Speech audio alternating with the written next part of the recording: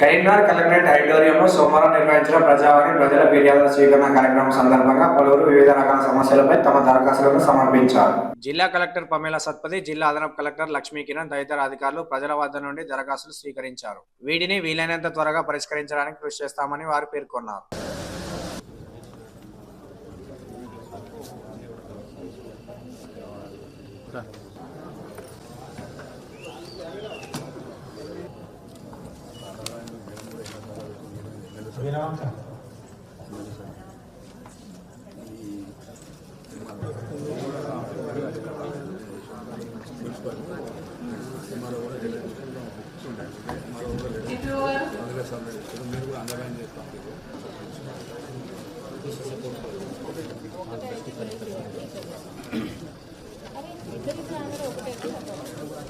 తర్వాత వాళ్ళకి కావాల్సిన సర్టిఫికేట్లు ఫైల్ చేయాలి. అయిన తర్వాత